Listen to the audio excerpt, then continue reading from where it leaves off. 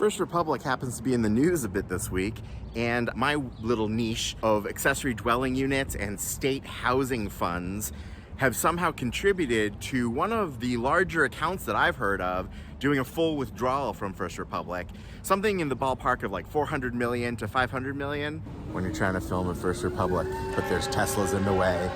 The ADU grant ends up being an interesting example of how perfectly rational behavior ends up concentrating a lot of money into one account and also ends up contributing to one of the large withdrawals. We don't cover bank news a lot. It's just this weird coincidence that we happen to be at the center of one of these First Republic withdrawal stories. So on this channel, we talk about accessory dwelling units a lot, and we talk about state grant funds. An accessory dwelling unit is when you build a little house in your backyard or convert part of your house into an apartment. It's something that's gotten a lot more popular in states like California, and there have been zoning reform laws that passed to allow us to do a lot more of these. Having said that, it's still very expensive to build one. In California, everything's expensive, but it costs like six figures easily. You can imagine $100,000 to $300,000 budget to building an ADU for your typical project. Housing, crazy, which is what this whole channel is about. Housing should be more affordable. Unlock supply side progressivism. If you're into that stuff, you can like the video and maybe watch some more. If you're just here for the First Republic news, though, here's how it works. There was $100 million in state funding for an ADU grant that was administered through Cal HFA. Do ADUs matter that much if it's only 100 million? But wait, there's a way that it becomes more than 100 million. The way that grant worked is that they would give you $40,000 per homeowner, and that homeowner had to put the rest of the project budget in a controlled fund account. At the beginning of the grant, most of the homeowners would work with a construction lender.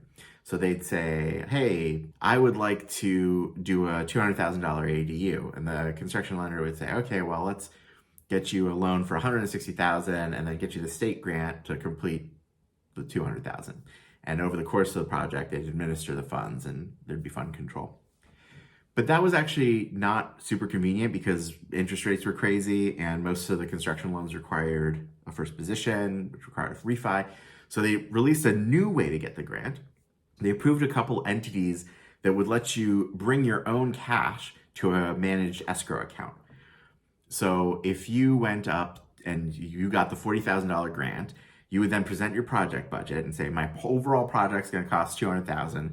They'd say, great, let's open this account. We'll put the $40,000 from the state in and the $160,000 from you in, and that's your controlled fund account. You could probably see where this is going. The entity that was managing the escrow for these funds was having homeowners wire all of the money into an account at First Republic Bank. And homeowners who knew each other, like two family members actually contacted me and said, hey, we both got instructions to wire our money into the same account at First Republic. We suspect that all the money is being wired into one account, or that more than one person's money is being wired into one account. I dug around and eventually a statement was issued that talked about ending their relationship with First Republic Bank. And so it is highly probable that they were holding multiple people's money in one account. And what's that mean? It means that a bunch of money from the state, $40,000 per project, plus an untold amount of money per project from the homeowner, all being held in one account or a few accounts, therefore going way over the $250,000 insurable threshold. The number on the HPP Cares website is that they are project managing 417 million over 1,600 ADUs. So that's 66.8 million in grant funds, total of 417 million, because homeowners are adding their money to that pot.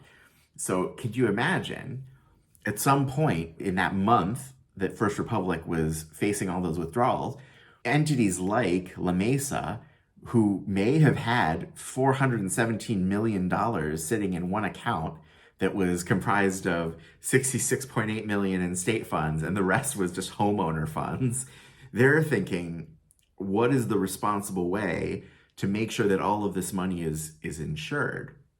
And they ended their relationship with First Republic and moved it to Axos. I think that's the context. If you got some value out of this video, please consider giving it a like. I don't cover bank news unless it happens to overlap directly with the kinds of grants that I talk about or special lending programs like that forgivable loan out of the county where I live.